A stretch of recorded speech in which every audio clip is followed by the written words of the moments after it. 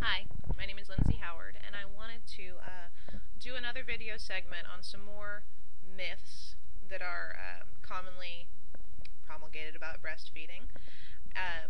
This is in response to the release of the breast milk baby in the United States, and this getting a lot of really negative reactions from people, and I don't want misinformation from uneducated or miseducated people to threaten a breastfeeding relationship between a mother and child before the positive information can get out there and before these mothers can be educated. So, a couple more myths that I'd like to go over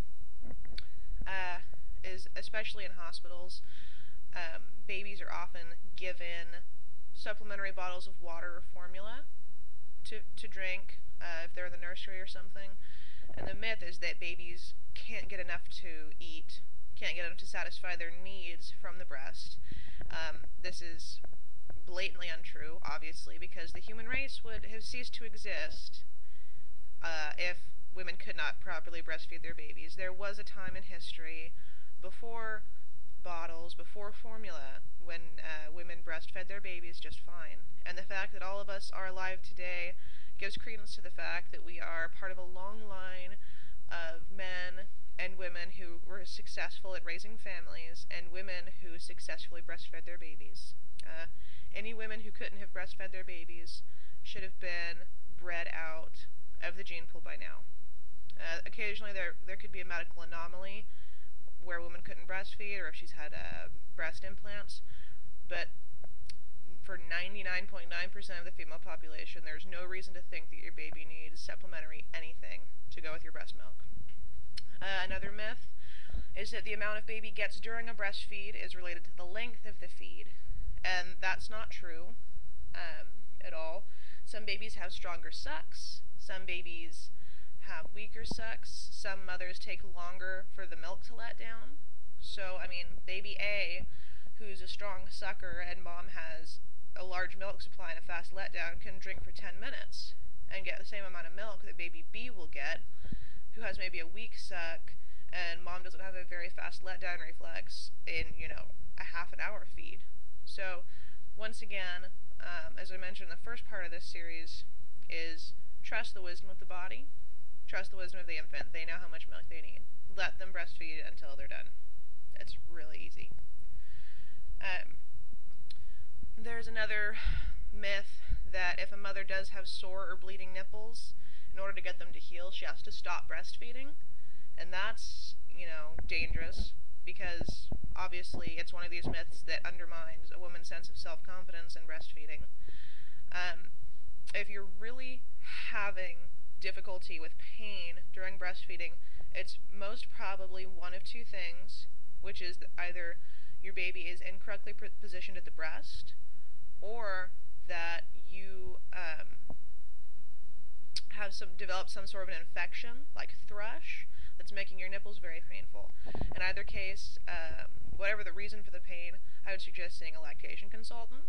There are a lot of things you can do to relieve the pain and continue breastfeeding. I mean, at the very least, you could pump your milk to keep up your milk supply and so that your baby could continue breastfeeding, because it is the most important gift you can give your baby, and there's no reason for a rough start to stop you from breastfeeding, even though I know it can be difficult. I had kind of a rough start myself, but there are very few problems that can't be overcome. Another myth is that if you've breastfed before, if you've already breastfed a child, then you must know what you're doing, and that's not true. Every baby is different. Every mother's body is different. As an example, when I was young, my mom breastfed me for a year, at which point I weaned myself. Who knows why? And it was a really enjoyable experience for her. And my younger sister, my mom only breastfed her for a couple months because she was such a voracious nurser that she was really hurting my mom's breasts. And of course, now we know that my mom probably could have worked through those difficulties, but women had a lot less breastfeeding support in those times. But just because my mom successfully breastfed me doesn't mean my sister is any easier. So ladies, please, if you're having breastfeeding difficulties with a second child, don't assume it's something you're doing wrong. Don't assume that it's a problem that can't be fixed.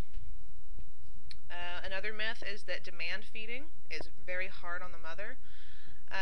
and I don't really like the term demand feeding. I prefer the term flexible feeding or baby-initiated feeding. And what that is it's feeding where baby cries and is hungry and mom feeds the baby. A lot of people are down on this because of this attitude that you have to control the baby from day one, and it's a dangerous attitude because, as we've talked about so many times, baby knows when baby is hungry. You don't know. And whether breastfeeding or bottle feeding, if you limit babies' feeds to when you feel like feeding them, not only are you going to create a baby who doesn't trust you and a baby who doesn't trust in their own communication skills, you are going to create a baby who is at risk for failure to thrive. Because if you, as an adult, only got to eat when someone else said, hey, here's some food, and you didn't get to rely on your own hunger, it could cause a lot of problems. You can also end up with a baby who's going to be obese or undernourished as an adult because they will have lost connection with a feeling of hunger, meaning that they need to eat.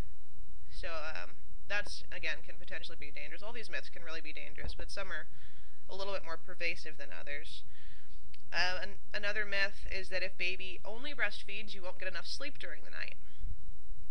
This myth, I can see why some people would believe, because breastfed babies definitely wake up more often to eat than formula-fed babies. This is because the protein called casein in cow's milk, which is what most formula is based on, forms a large rubbery curd in the stomach of a baby that is more difficult for them to digest, which is why bottle-fed babies will have smellier, poopier diapers than breastfed babies.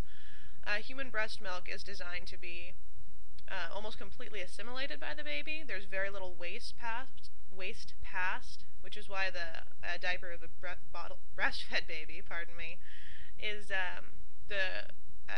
the poop will be like sweet smelling and it won't be very much poop.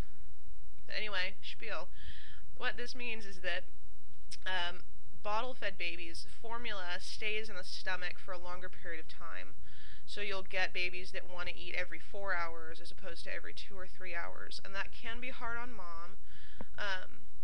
What you have to remember is that you can, A, express breast milk and keep it in the fridge in bottles so that your partner can assist in feeding the baby at night. Or you can co-sleep with your baby. That's what I did with my daughter, is I slept next to her topless, and when she woke up at night and she wanted the breast, it was right there, and we're to the point now where I don't even know she feeds at night. She just wakes up, latches on, eats, and she goes back to sleep, and I never have to wake up. So sleep deprivation has not been a problem for me during my spiel as a mother, and so that the fear that you're not going to get adequate rest should not be something that should deter women from breastfeeding. Another myth is that young babies always cry a lot, so you should leave your baby to cry. And while not directly related to breastfeeding, this myth kind of ties into the baby-oriented feeding or baby-initiated feeding, which is, if baby cries, they want something. They're wet, or they're cold, or they're hungry, or they just need the comfort of their mother's arms. And breastfeeding fosters a style of motherhood that leads you to be very, very connected with your baby. If your baby is in arms, you're likely to breastfeed your baby. If you're likely to breastfeed your baby's going to be in arms. Your baby will be close to you in a carrier, feeling the rhythm of your motion and the sounds of your heartbeat, just like in the womb. A baby's cries are not meant to be ignored. They're the only way that a baby has to communicate. If an adult came up to you, a friend or a family member, and was yelling for your help, you wouldn't ignore them. And just because a baby is crying doesn't mean it just wants attention or it's going to be spoiled. It's impossible to spoil a baby under 6 months of age. And that's not something that a lot of people know. A lot of people will say, I'm going to bottle feed my baby, and it's all, they're going to work around my schedule, and I'm going to leave them in their crib to scream until I think that it is time to feed them a bottle. And you're going to end up with potentially a screwed up kid by doing that. So, again, just wanted to address some of these negative myths, get positive, correct information out there to moms who really need it. I just want to restate that I really support the breast milk baby, and I hope that it helps get this positive message of breastfeeding out there.